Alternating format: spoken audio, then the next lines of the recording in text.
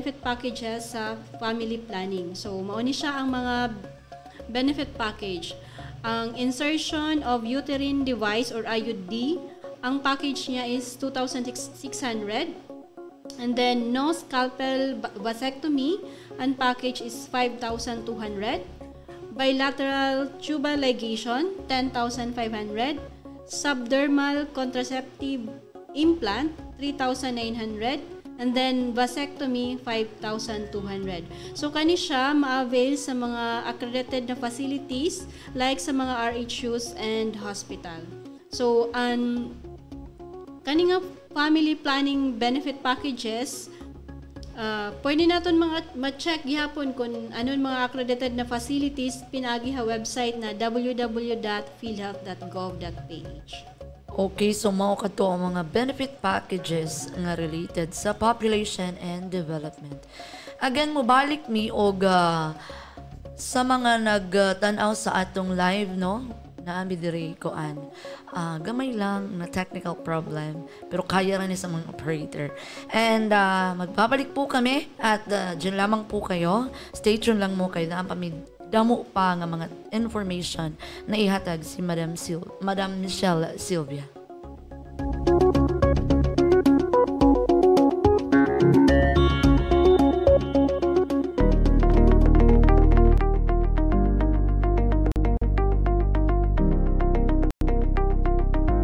UHC na! May PhilHealth number ka na ba? Kung hindi ka pa rehistrado sa PhilHealth, narito ang iyong dapat gawin. Para sa online registration. Una ng tama at kumpleto ang PhilHealth Member Registration Form o PMRF na maaaring i-download mula sa www.philhealth.gov.ph.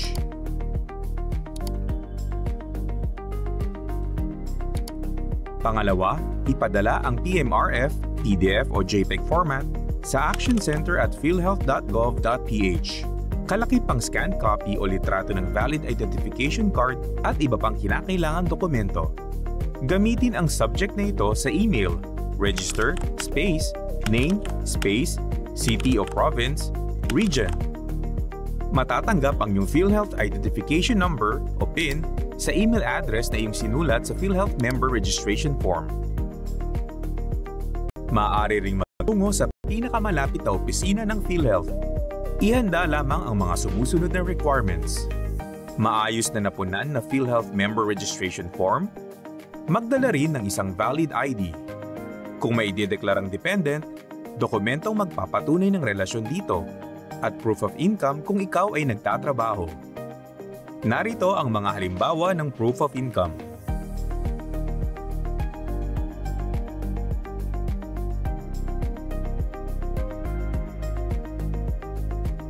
Narito naman ang listahan ng valid ID na maaaring ipresenta.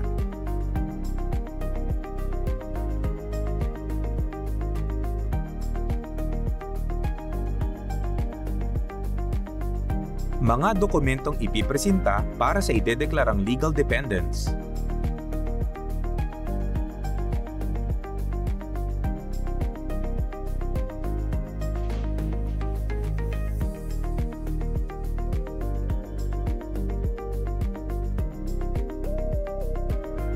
Kapag nakompleto na ang mga requirements kasama ang maayos na napunan na PhilHealth Member Registration Form, dalhin ito sa pinakamalapit na PhilHealth office sa iyong lugar. Hintayin ang ibibigay na Member Data Record o MDR at PhilHealth ID card na naglalaman ng iyong PhilHealth Identification Number. Ito ang patunay na rehistrado ka na sa PhilHealth.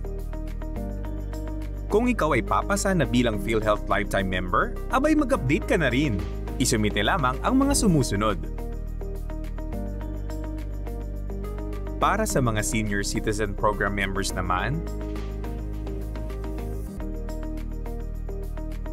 para naman sa Sea-based Overseas Filipino members na kasalukuyang nasa ibang bansa, bumisita sa pinakamalapit na accredited collecting partner tulad ng iRemit at Ventaja Corporation. Magparehistro gamit ang Electronic Registration Facility. I-download ang kumpleto at maayos na napunan na PMRF at i-email ito sa ofp@philhealth.gov.ph. Ang dali, di ba? Tara na at magparehistro upang di maabala sa pagkamit ng benepisyo.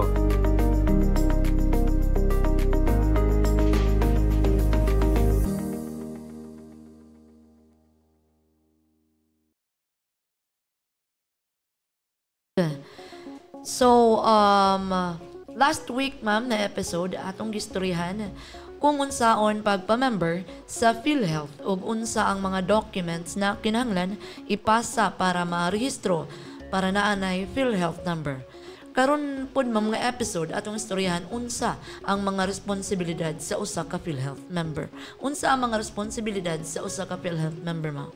So, ang mga responsibilidad sa usa ka PhilHealth member, so ang mag-update sa PhilHealth record, magbayad sa contribution o magpaiban or mag-claim sa benepisyo. Unsaon may pag-update ma'am sa PhilHealth record sa usa ka member? So, mao ni ang mga instances na kailangan mag-update ang usa ka member. First, kung may da kailangan igtama or bag-uhon sa mga information sa usa ka member like correction sa iyang name, date of birth, change of civil status, change of address, updating sa contact details o pagpa-add sa ilang dependents. So, ikaduha, ang updating of monthly income para sa mga self-earning or individually paying members. Okay. So, unsa man atong kinahanglan man na form para mag-update og record? So, ang kailangan na form is ang PhilHealth Member Registration Form or PMRF. So, kailangan nila fill outan ni siya na form. Ilang butangan og check sa upper right na corner ang updating or amendment.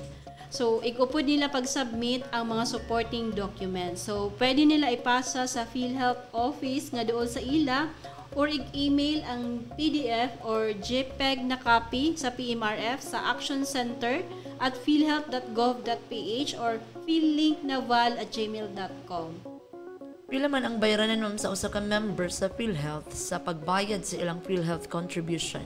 So, ang PhilHealth contribution sa usa ka member nakadepende sa declared na monthly income. So, karon na tuig, ang premium rate is 5%. So, an income floor is 10,000. So, katong na-income na 10,000 and below, ang ilang monthly premium is 500. So, 5% sa 10,000. So, sa na-income na 10,000 and above to 10,001 to 99,000, so compute na diha ang 5% para sa ilang monthly na premium contribution. So, ang income ceiling naman is 100,000. So, computean pod ang 5% sa 10,000 sa 100,000 and above, mao pod na ang ilang premium rate. So, sa employed, naka-base ang basic monthly income, while sa self-earning, land-based OFWs and practicing professionals, depende sa ilang monthly income. Asa man ta pwede magbayad sa contribution, ma'am? So, ang self-paying members, pwede sila magbayad online through GCash or debit card. So, kailangan lang nila mag-register sa PhilHealth member portal. Sa mga employers naman, pwede sila magbayad online gamit ang EPRS or Electronic Premium Remittance System. Unsa man ma'am ang mga documents na kinahanglan i-present sa hospital or RHU para maka-avail or maka-claim og benepisyo sa PhilHealth? So, kung wala PhilHealth ID, pwede sila mag-present sa ilang government-issued ID na valid, and then ang ilang member data record. So, pakita na nila sa billing section sa hospital or sa RHU. Okay. Unsa man ma'am ang mga benepisyo na pwede ma-avail sa usa ka PhilHealth member? So, pwede ma-avail sa usa ka member ang inpatient benefits, outpatient benefits, Z-benefit, SDG benefits, and primary care benefit or mas kilala sa bilang konsulta or konsultasyong sulit at tama. So, ang inpatient benefit, kailangan ni siya og confinement or admission of not less than 24 hours. So, naay mga medical and surgical cases. So, ako i-cite ang mga example sa mga inpatient benefits. So, naay example ang hypertension, acute gastroenteritis, pneumonia, dengue. Tapos, sa panganak naman, mao ni siya ang gitawag nga SDG and other benefit packages. May the package sa cesarean section, maternity care package, normal spontaneous delivery o newborn care package. So may daghihapon package for TB treatment, OPB malaria package, outpatient HIV/AIDS treatment, animal bite package. So ang animal bite accredited na ang Biliran Provincial Hospital, Kaibiran RHU, Maripipi and Kawayan diri sa Biliran. So may daghihapon mga benefit for emerging diseases like ang COVID-19. So may daan testing, home isolation, community isolation, inpatient care, and vaccine injury compensation. So may daghihapon mga outpatient benefits. So inihiya na mga cases, dili kailangan og confinement. So mga outpatient na mga procedures. So example, ang cataract surgery, glaucoma, congenital ophthalmologic disorders, and chemotherapy. So may daghihapon package for outpatient, blood transfusion, and hemodialysis. So ang hemodialysis na siya sa 156 sessions per year from 90 sessions. So may daghihapon Z benefit, kani siya ang mga catastrophic na cases. So kailangan og pre-authorization og ma-avail lang ni siya sa mga contracted hospitals. So example, ang breast cancer, colon cancer, coronary artery bypass, acute lymphocytic leukemia, and then napoy Z benefit packages parahan mga may sakit sa kasing-kasing like coronary artery bypass or graft, 550,000, ventricular septal defect for children, anti-tetralogy of Fallot para sa mga bata. So ang ika-5 mo to ang primary care benefit or ang konsulta. So ma-avail ni siya sa mga RHU and hospitals. So uban sa konsulta ang consultation sa doktor, health screening and assessment, laboratory services ug mga medisina para sa hypertension, diabetes ug asthma.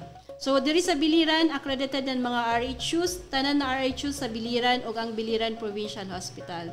Ug sa Leyte area naman under sa Naval, accredited pod ang RHU Barugo, Kaapuokan, Carigara, Kalubian and Leyte. So mao to siya ang mga benefit packages na ma-avail sa usa ka member sa PhilHealth. Okay, very detail kaayo no. At tangi ang among pagbalik taud-taud lamang ang updates and reminders sa for the meantime atong tan-awon ug paminawon ang commercial gikan gyapon sa PhilHealth.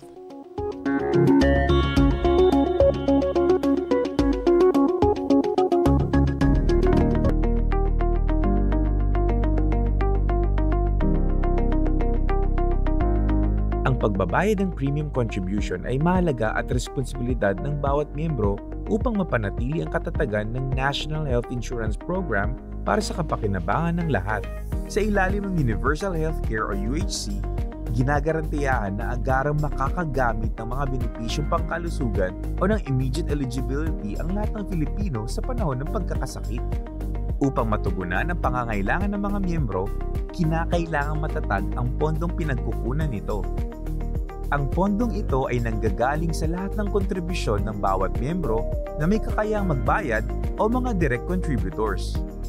Subsidiya ng gobyerno para sa mga indirect contributors, gayon din ang pondo na manggagaling sa ibang ahensya ng gobyerno katulad ng PAGCOR, PCSO at DOH. Sa tuwing mangangailangan ng miyembro ng serbisyong medikal, operasyon man, confinement, outpatient o primary care benefits, sa naipong pondo kumukuha ang PhilHealth upang ipambayad sa mga serbisyong ibinigay ng ospital o pasilidad sa pasyente. Paano ang pagbayad ng kontribusyon sa PhilHealth? Para sa mga indirect contributors tulad ng mga indigent, beneficiaries ng Pantawid Pamilyang Pilipino Program o 4Ps, senior citizens, persons with disabilities o PWDs, sangguniang kabataan officials, mga dating na-enroll sa ilalim ng point of service o na-sponsoran ng local government units o LGU at mga Filipinong edad 21 pataas na walang kakaya magbayad ng kontribusyon, ang national government ang magbabayad ng kanilang PhilHealth contributions. Para sa mga direct contributors naman katulad ng mga empleyado sa pribado at pampublikong sektor kasama ang mga sea-based migrant workers, ang kanilang buwanang kontribusyon ay otomatikong kinakaltas sa kanilang buwanang sahod. Ito ay pinaghahatian ng empleyado at ng kanyang employer. Ang premium contributions ng direct contributors ay base sa itinaktang premium rate ng Batas UHC. Ito ay nakasaad sa talang ito. Para sa taong 2021, mananatiling 3% ang basihan ng premium sa halip na 3.5% bunsod ng COVID-19 pandemic at bilang tugon sa direktiba ng Pangulo ng Pilipinas. Para naman sa mga self-earning individuals, land-based OFWs at practicing professionals na mga direct contributors din, ang kanilang kontribusyon ay base sa kanilang buwanang kita. Sila ay maaaring magbayad ng kontribusyon sa alinmang PhilHealth office at sa mga piling PhilHealth accredited collecting agents tulad ng mga bangko, bayad center, SMRT Inc. at iba pa. Maaari ring magbayad online ang mga self-earning members. Mag-login sa www.philhealth.gov.ph. Piliin ang online services. I-access ang PhilHealth member portal at mag-create ng account. Hanapin ang payment management at mag-generate ng statement of premium account. Piliin ang paraan ng pagbabayad, maaaring debit or credit card o GCash. Isang confirmation receipt ang matatanggap para sa successful na pagbabayad. Upang magamit ang payment management ng PhilHealth member portal, kinakailangan updated ang iyong buwanang kita sa iyong PhilHealth record. Laging tandaan, mahalaga ang kontribusyon mo para mapanatili ang pondo na siyang panggagalingan ng benepisyong pangkalusugan para sa lahat. Bayanihan at damayan para sa kalusugan ng bawat Pilipino. Maging responsabling miyembro, ugaliing maghulog ng iyong PhilHealth contribution.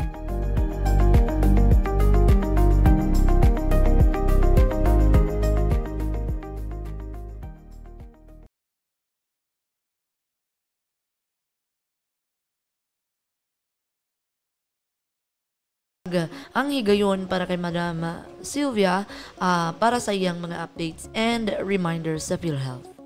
So first na update is ang PhilHealth Advisory number 2024-0054.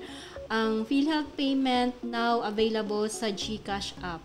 So effective November 6, 2024, ang mga PhilHealth members pwede na sila makabayad sa ilang premium contribution through sa GCash app sa ilang mga cellphone. So unsaon mga steps para makabayad? So kailangan lang i-open ang GCash app and then mga to sila sa bills or bills payment and then select government sa category and then look and select PhilHealth sa list of billers. So i-input nila ang ilang mga pertinent data, i-review and then pwede na sila kabayad sa premium contribution. Second is ang PhilHealth Regional Office 8 Advisory Number 2024-0014. So kani siya ang advisory regarding sa transfer sa PhilHealth Regional Office 8 sa Congressman Mate Avenue, Barangay 91, Abukay, Tacloban City. So ang formerly PSA office ni siya.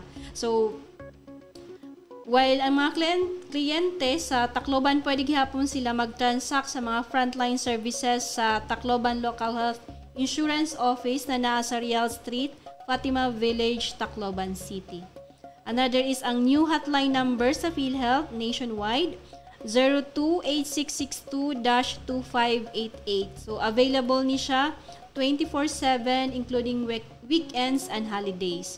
So naapod ang mobile hotlines, pwede makatawag and text 24/7 0998-857-2957 0968-865-4670 0917-127-5987 0917-110-9812. So pwede gihapon sila mag-request for callback via preferred na mobile hotline. So mag-text lang sila og PHI callback space mobile number nga ilang gusto tawagan space details of concern. So ang callback available from 8 a.m. to 12 p.m., 12 hours, 7 days, including weekends and holidays. So may gihapon, click to call sa PhilHealth website na www.philhealth.gov.ph.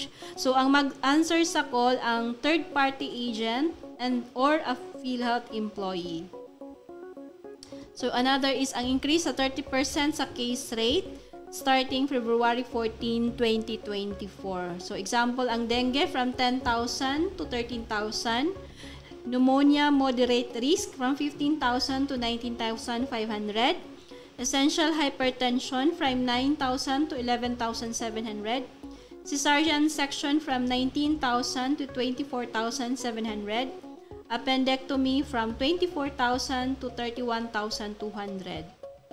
Another update, ang printing sa MDR and PhilHealth ID. So, dire kita pwede makipag-transact sa mga online fixers since dire authorized sa PhilHealth ang mga online assistance para sa printing sa PhilHealth ID and MDR. So, dire nato nighatag ang aton mga personal na information ha ira. So, dapat protektaran naton ang aton mga personal information. So, dili kailangan og online fixer sa PhilHealth since libre ang pagkuha sa PhilHealth ID ug MDR sa mga PhilHealth offices nationwide. So, open ang PhilHealth office para sa mga PhilHealth members ngan para gihapon sa magpa-member pa lang. So, ang pag-release sa ID, kailangan ang member mismo ang mag-request sa printing sa PhilHealth ID. So, kung dili sila mismo ang magkuha, kailangan og authorization form from the member. So, once nawala ang ilang PhilHealth ID, kailangan lang nila mag-secure og affidavit of loss. So, parahan mga diri makakadto sa opisina sa PhilHealth, pwede sila magpasa sa ilang PMRF sa Action Center at philhealth.gov.ph or phillinknaval@gmail.com para sa mga taga-province o Biliran, Kalubian, Leyte, Capuocan, Carigaraan, Barogo. So, another is ang PhilHealth ACR app para masabtan kung pila ang benefit packages sa PhilHealth for medical and surgical cases. So, pwede sila mag-download sa PhilHealth ACR app sa ilang mga mobile phones. So, through this application, makikita ang benefit packages or case rates sa kada medical or surgical procedure. So, i-type lang ang PhilHealth ACR for Google Play or Play Store sa mga Android na phone or just search case rate sa App Store for iOS phone users. So, another is ang reminder sa PhilHealth para sa mga government and private employers para sa mga deadline of payment for employers. Sa PEN na 0 to 4, ang due date is 11 to 15th day of the month following the applicable period. For PEN na naay 5 to 9, ang end sa ilang number every 16th to 20th day of the month following the applicable period. Para naman sa mga individually paying members, pwede sila makabayad monthly, quarterly, semi-annually, or annually. Para naman sa mga members, pwede sila mag-download sa PHIC member portal or PhilHealth member portal. So, through this application or member portal, pwede na sila maka-check or makakita sa ilang PhilHealth member data record. Pwede sila maka-view or print sa ilang MDR. Pwede gihapon makita ang premium contribution or makabayad online for self-paying members. So, unsaon pag-enroll sa PhilHealth member portal, kailangan lang mangadto sila sa website na www.philhealth.gov.ph, click online services, and then click member portal. So, i-fill out lang nila ang account creation page and then activate through the link sent to the email. So, once activated, pwede na sila maka-login sa PhilHealth member portal. So, ang kaning PhilHealth member portal, ma-access gihapon ni siya gamit ang eGov. So, makita gihapon dito ang premium contribution, ang MDR, o mga claim status sa eGov. So, mauto siya ang mga updates and reminders sa PhilHealth. Yes, yeah. Taas kayo, ma'am, no? Kami basa. Anyways, iandam ang inyong mga pangutana o questions na ba ta? Oo. Mga pangutana ninyo, no? Pwede ka mo manawag sa hotline number 500-8003. PhilHealth website www.philhealth.gov.ph and a Facebook page po ng Radyo Natin 103.9 Radyo Natin Naval and Facebook page ng PhilHealth Region 8 Eastern Visayas.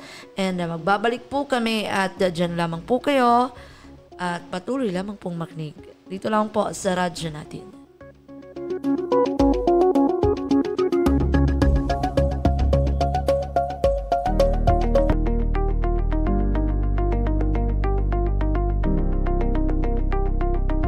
UHC na at lahat ng Filipino ay otomatikong miyembro ng PhilHealth. Kaya dapat may PhilHealth number ka na. Sa UHC, lahat ng Filipino ay ginagarantiyahan din na agarang makakapag-avail ng benepisyong PhilHealth. Narito ang mga paraan para makapag-claim ng benepisyo sa PhilHealth. Para sa mga confinement dito sa bansa, una, ipakita lamang ang iyong Member Data Record o MDR, kasama ng iyong valid ID sa billing section o PhilHealth section ng pagamutan. Kung mayroong PhilHealth portal ang ospital, maaari ipacheck ang iyong record sa pamamagitan nito. Tandaan, hindi hadlang ang kawalan ng PhilHealth ID sa paggamit ng benepisyo. Ngunit, kailangan magpakita ng anumang valid ID para matiyak ang pagkakakilanlan ng miyembro. Ikalawa, pumirma sa PhilHealth Claim Forms. Tandaan, maging maingat sa pagpirma sa claim forms. Lumagda lamang sa Claim Form 2 kung tugma ang final diagnosis na nakasaad sa Statement of Account o SOA o Billing Statement. At sa Claim Form 2. Part 3. Certificate of Consumption of Benefits and Consent to Access Patient Record. Huwag na huwag pipirma sa blankong claim forms para di magamit ang iyong membership sa posibleng health insurance fraud. Ikatlo, makipag-ugnayan sa Malasakit Center o sa PhilHealth Cares o PCares na matatagpuan sa loob ng ospital kung may katanungan sa benepisyong PhilHealth o hospital bills. May coverage na 45 araw ng pagpapahospital sa isang taon ang isang miyembro at hiwalay ng 45 araw naman na pag-aatian ng lahat ng kanyang qualified dependents. Para naman sa confinement sa ibang bansa, isumite ang mga sumusunod sa alinmang PhilHealth office sa Pilipinas sa loob ng 180 days pagkalabas ng ospital. Maaaring ipa-courier o ipadala sa mga kamag-anak ang mga dokumento para may sumite ang mga ito sa PhilHealth.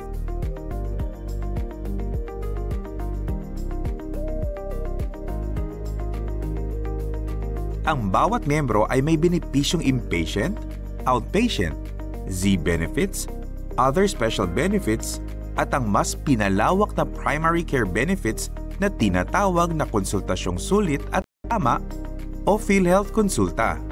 Para sa kumpletong impormasyon tungkol sa inyong mga benepisyo, bisitahin ang www.philhealth.gov.ph. Kung may nais iparating tungkol sa anumang paglabag sa pulisiya ng PhilHealth, huwag mag-atubiling makipag-ugnayan sa pinakamalapit na PhilHealth office.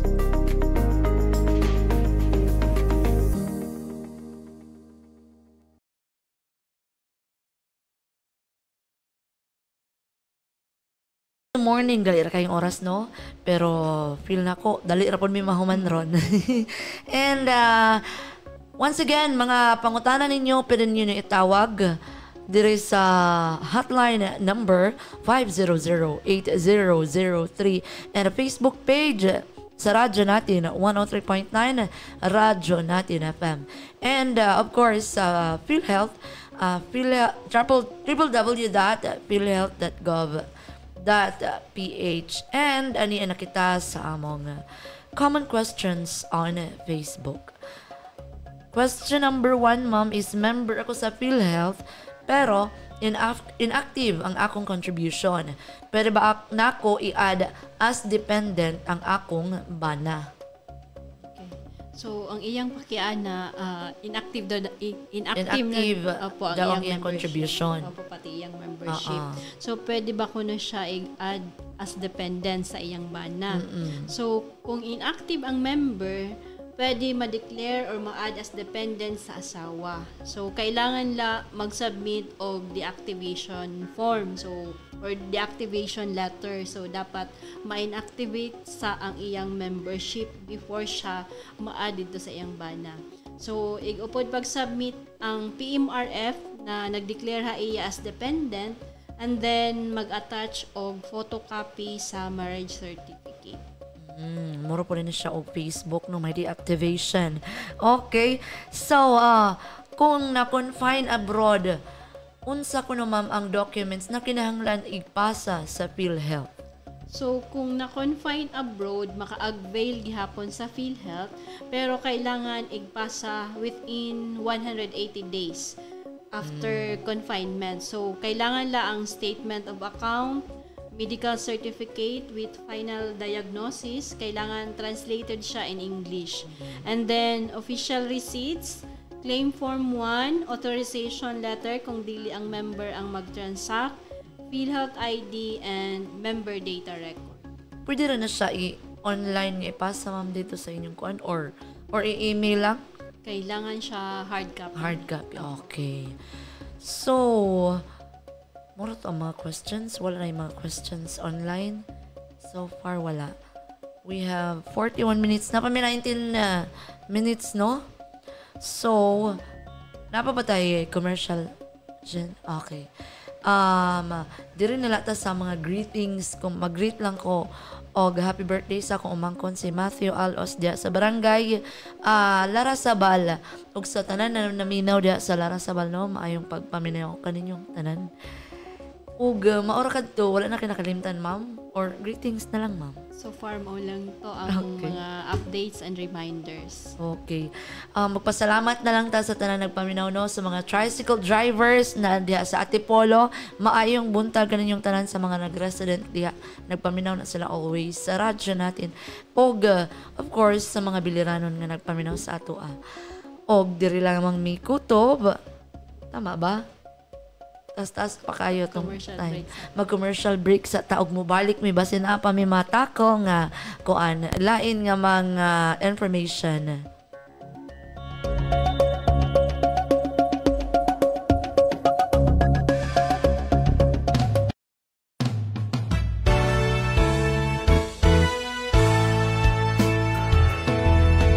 Narito na ang konsultasyong sulit at tama. Mas pinalawak na primary care benefit sa lahat ng miyembro ng PhilHealth.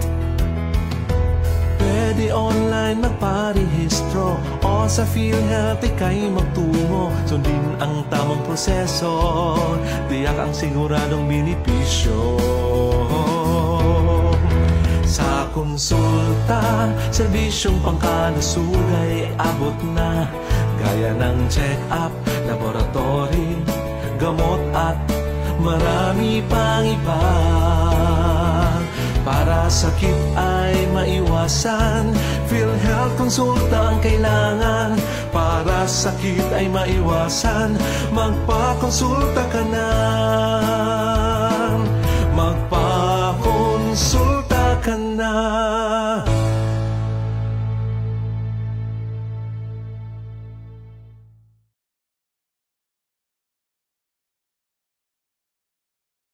And wala man kay question so far, ma'am. So wala na wala na gid, ma'am. Wala may nagma questions diri no. Maybe kasi ang among kuan diri is mga ano lang siya about population and development og mga responsibilities of PhilHealth. And so far natako man jud detail by detail ni Madam Sylvia ang mga kuan og mga questions po. Dili na ta mamugos kung why mangutana. Okay? Ay sa pamurag ang wala lagi. Di ba ni pangutana? So dili lang mi kutob og balik mi Lunes pohon. Sunod Lunes na pod, and together with Madam Michelle Sylvia, this is DJ Avona saying keep safe everyone, and God bless.